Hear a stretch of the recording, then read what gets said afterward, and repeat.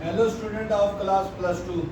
Last time हमने किया था uses Gauss law to calculate the electric field intensity due to a long infinite uniformly charged wire. Right, long uniformly charged wire ली थी हमने, उसके कारण गॉस लॉ यूज करके इलेक्ट्रिक फील्ड कैलकुलेट की थी at a point P। Right, at a point P at a distance R from wire. Positive charge लिया था हमने वायर पे। लीनियर चार्ज डेंसिटी हमने ली थी, उसकी वैल्यू आई थी इलेक्ट्रिक फील्ड डेंसिटी की E is equal to lambda upon 2 pi epsilon naught R। Right, uses Gauss law.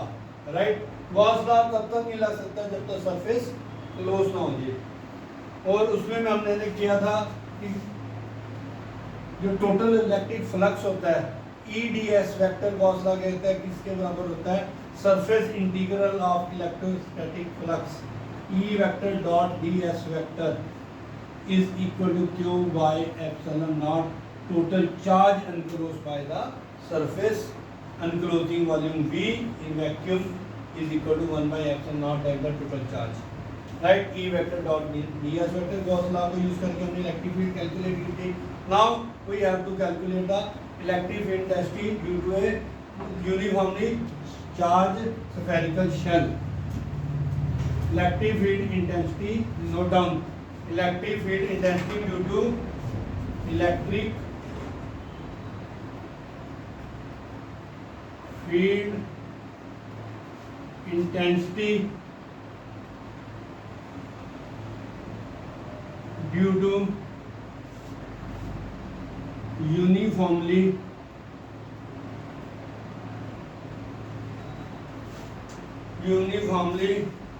charged spherical shell। charged spherical shell। Right, हाँ जी, यस। हेलो स्टूडेंट, जब भी आप थक जाओ तो आप थोड़ा सा हटके चलना है। ये नहीं कि हर वक्त स्टडी करते रहो, स्टडी में ही घुसे रहे, कभी मैथ, कभी फिजिक्स, कभी केमिस्ट्री। कभी थोड़ा हटके घर का काम कर लिया, पेरेंट्स से कहने थे थोड़ा मार्केट का काम कर आए, थोड़ा घर का अपना काम कर लिया, थोड़ा अपना जो भी तुम्हारी हॉबी है, क्रिकेट है, क्रिकेट से हटके अगर आपके पास कोई मूवी देखने की हॉबी है या कोई आउटिंग है वो आप कराए। उससे क्या होगा, आपका माइंड पोटेंशियल और बढ़ेगा, उससे आपकी कंसंट्रेशन और बढ़ेगी और उससे आपका इंटरेस्ट और बढ़ेगा। मेरे को पता है, आप भी जानते हो कि भाई अगर हमने कंपटीशन क्लियर करना है तो उसके लिए हमारे को टाइम लगाना पड़ेगा PCM में। लेकिन यही नहीं कि हर वक्त PCM में टाइम लगाते रहें।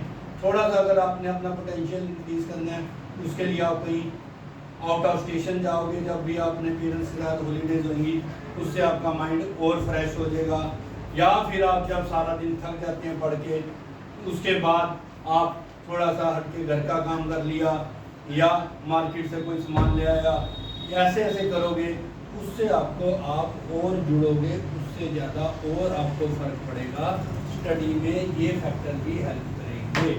यस, गो अहेड, कोई दिक्कत नहीं है। कंसेप्ट क्लियर होंगे, न्यूमेरिकल अपने आप होंगे, कंपटीशन अपने आप होगा। कभी भी ये मत सोचना कि हमने कोई इंस्टीट्यूट नहीं ज्वाइन कर रखा। कभी भी ये नहीं सोचना, जो भी स्टूडेंट इंस्टीट्यूट ज्वाइन करते हैं उन एज कम्पेयर टू जो घर पे बैठ के करते हैं अपने कंसेप्ट क्लियर करके, उनमें देखना वही स्टूडेंट सेलेक्ट हुए होते हैं जिन्होंने अपना खुद अपने ऊपर टाइम लगाया होता है, अपने काम पे, अपनी स्टडी पे, पर्सनल आपने रूम में बैठ के, अपने घर पे बैठ के न्यूमेरिकल सॉल्व करे होते हैं, सारी स्टडी की होती है। ये नहीं कि आप बसों में बैठ के कभी इंस्टीट्यूट जा रहे हैं, 2 घंटे जाने के, 2 घंटे आने के, 6 घंटे वहाँ कोई मिला, उससे बातें मारी, स्टूडेंट मिलते हैं, ऑलरेडी टाइम खराब होगा आपका। 4-5 घंटे कभी टीचर नहीं आया, चलो जो न्यूमेरिकल दिया वो कर लिए, नहीं करे ना करे। लेकिन जो स्टूडेंट सीरियस होते हैं, जो उनको पता है कि हमने अपना काम खुद करना है, जिनको अपनी जिम्मेवारी का एहसास है, वो अपनी खुद बुक्स उठाओ, कंसेप्ट क्लियर है, अपनी स्टडी आप करो। मतलब ही नहीं बनता कि न्यूमेरिकल ना निकले, मतलब ही नहीं बनता कंसेप्ट क्वेश्चन ना निकले अगर कंसेप्ट क्लियर हो। ठीक है, इसलिए अपना काम खुद करने की कोशिश को किसी भी इंस्टीट्यूट पे डिपेंड रहने की जरूरत नहीं है। ये देखना आप आजमाई हुई बात है, अगर आप करके देखोगे जरूर आपको फर्क पड़ेगा। खुद अपनी बुक्स उठाओ, कंसेप्ट क्लियर करके अपने खुद कोशिश करो न्यूमेरिकल में, खुद जितना टाइम लगाओगे फिजिक्स केमिस्ट्री पे मैथ पे उतना ही आपके काम आएगा।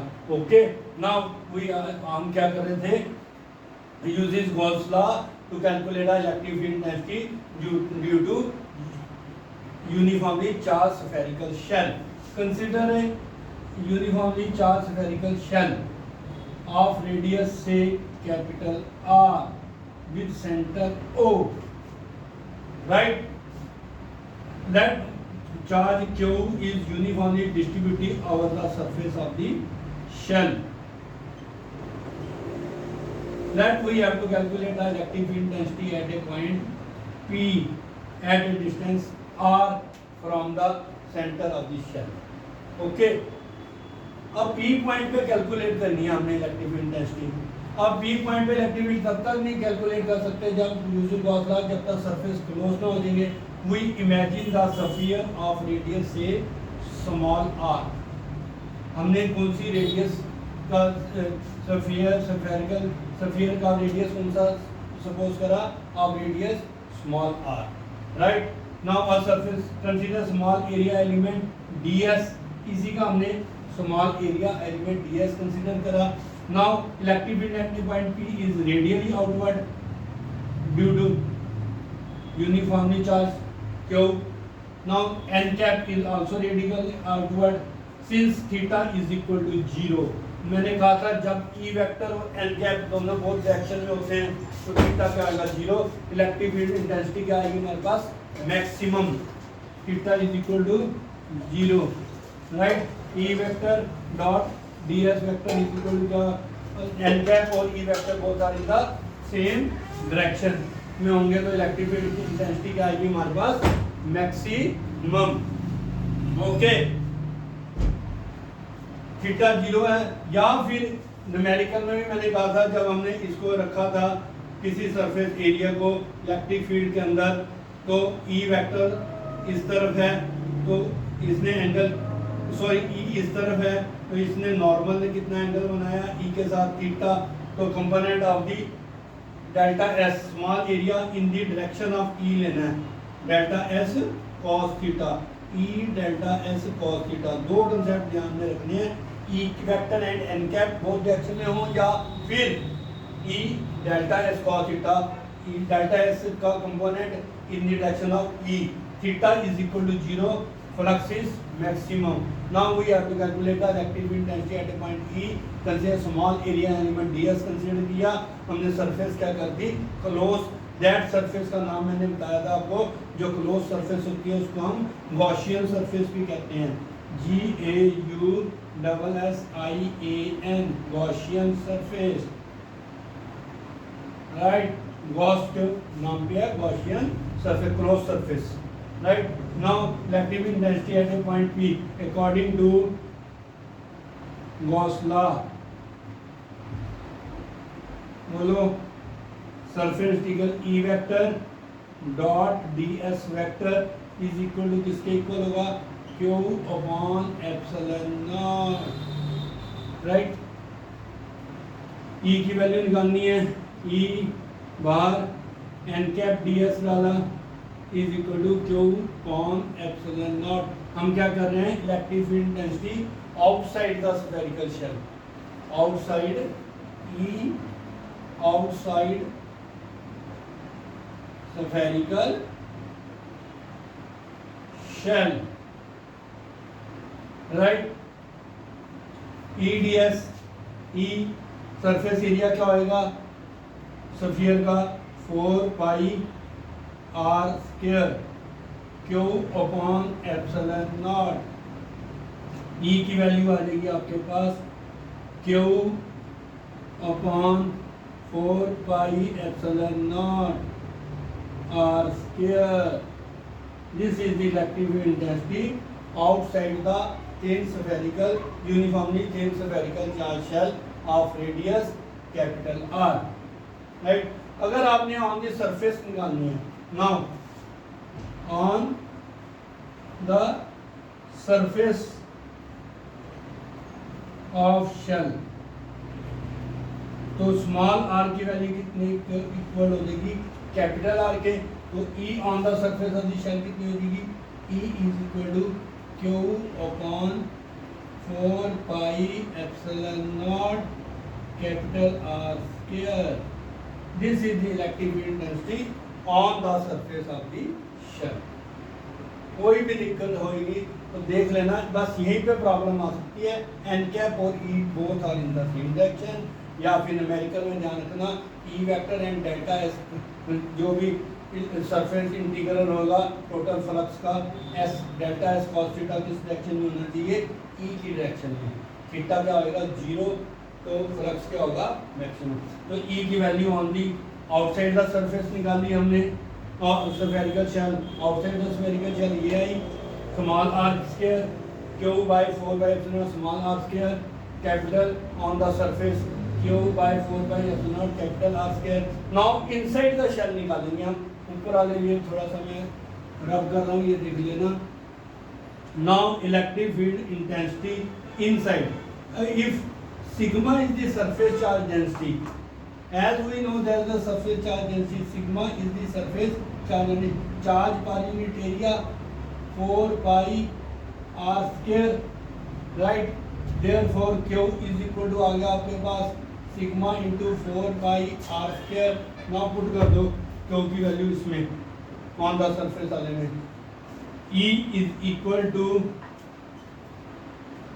q की वैल्यू क्या डालेंगे हम, sigma into 4 pi R square upon 4 pi R epsilon naught into, यहाँ पे एप्सिलॉन नॉट है ना, हाँ 4 पाई, अब 4 पाई आर स्क्वायर से 4 पाई आर स्क्वायर कैंसल, तो ई कितनी आ गई हमारे पास सरफेस चार्ज डेंसिटी की फॉर्म में sigma bye epsilon not. Numerical में ये भी कंसेप्ट यहाँ है, राइट?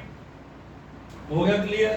नाउ इनसाइड चार्ज है नहीं हमारे पास, inside the shell, on the outside the surface this, at the surface या on the surface. Now inside the spherical shell, inside spherical shell, inside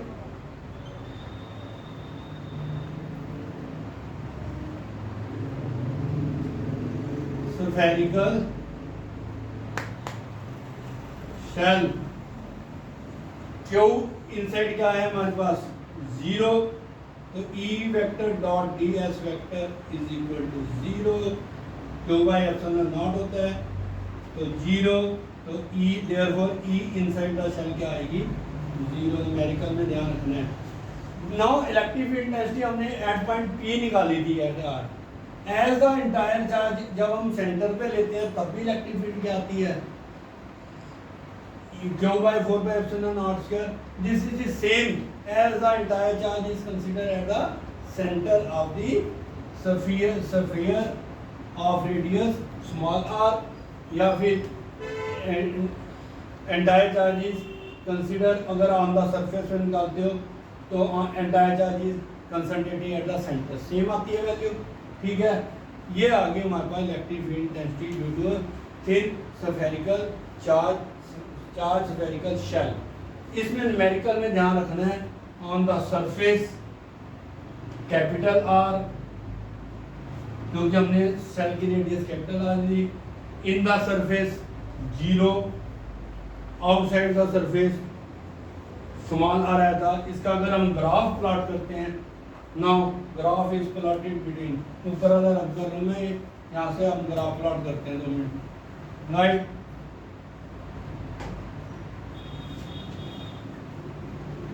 ई ले लेते हैं हम वाई एक्सिस पे electric field intensity, R distance ले लिया हमने X axis पे। Now on the surface of this spherical shell maximum थी R is equal to capital R, यहाँ पे ई की वैल्यू कितनी आएगी मैक्सिमम, इसके बाद इलेक्ट्रिक इंटेंसिटी क्या हो रही है, decreases inversely proportional to R square. Centre पे क्या आ गई हमारे पास, 0। ये होगी हमारे पास एक्स एक्सिस, यहाँ पे आ गई हमारे पास वाई एक्सिस। हम क्या कर रहे हैं, यूनिट फर्स्ट में इलेक्ट्रोस्टैटिक में यूजिंग गॉस लॉ। पहले था ए में हमारे पास कूलम्स लॉ था। कूलम्स लॉ लगता है हमारे पास ओपन सरफेस में, गॉस लॉ तब तक नहीं लग सकता जब तक सरफेस हमारे पास क्लोज ना हो जाए। क्लोज ना हो जाए तब तक गॉस लॉ नहीं लग सकता। कल मैंने लास्ट टाइम हमने किया था तो उसमें वीडियो में electric intensity due to infinite long charge wire lambda E is equal to lambda upon 2 pi epsilon naught r, right. अब हमने करा है electric intensity due to a uniformly charge spherical shell of radius से capital R। फिर हमने outside point लिया, outside point में हमने P पॉइंट को निकाल लिया, उसको क्लोज करा, क्लोज करके उसकी P पॉइंट कितने पे लिया था, स्मॉल r पे, तो उसका स्फीयर क्या आ गया, स्मॉल r का। फिर हमने स्मॉल एरिया एलिमेंट कैलकुलेट किया, E एंड कैप वो था इनका सेम डायरेक्शन। हम इसके ऊपर न्यूमेरिकल भी करेंगे। नेक्स्ट आएगा हमारे पास electric intensity due to a sphere, solid sphere. वो सीबीएसई के सिलेबस में नहीं है, फिर भी हम कोशिश करेंगे, कर सकते हैं, ओके करेंगे। और नेक्स्ट आएगा हमारे पास electric intensity due to a thin plane sheet, infinite plane sheet of charge. वो लास्ट टाइम वो करेंगे, तो नेक्स्ट टाइम हम वो करेंगे, ओके। अब मैंने आपको जो मेथड बताया था, कभी भी थकना नहीं है पढ़ाई में, कभी भी आपने हटना नहीं है। जब भी आप थक जाओगे पढ़ाई से तो आपने थोड़ा सा अपना मूड चेंज करने के लिए अपने घर का काम करना है, या फिर थोड़ा सा बाहर जाके आउटिंग करनी है, या फिर आउट ऑफ स्टेशन अगर आप कहीं पे लगा सकते हो। उससे क्या होएगा, आपका माइंड फ्रेश हो जाएगा और पोटेंशियल आप में आ जाएगा, और बॉडी चार्ज है, जितनी बॉडी चार्ज होगी उतना पोटेंशियल आएगा, कहीं आपका आउटपुट आएगा।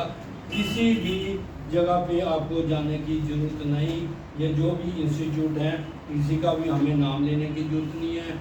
जो भी आपका कंसेप्ट आपके अपने हाथ में है, जब भी आप सोचो कि भाई हम किसी इंस्टीट्यूट में जाके हम कुछ कर लेंगे, ऐसा कुछ भी नहीं है।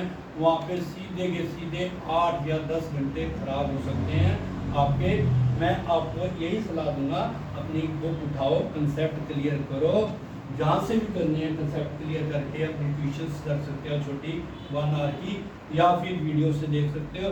उसके बाद अपने फिजिक्स का, मैथ का, केमिस्ट्री का 3 आवर बजाय 10 घंटे बाहर घूमने के 3 घंटे भी अगर हम एक सब्जेक्ट पे लगाएं, जब भी आपके ये कंसेप्ट क्लियर हो जाए, इसके न्यूमेरिकल क्लियर हो जाए, तो आप नेट की बुक उठा के उससे आपने प्रैक्टिस कर सकते हैं, और दूसरी बुक से भी आप प्रैक्टिस कर सकते हैं, ठीक है।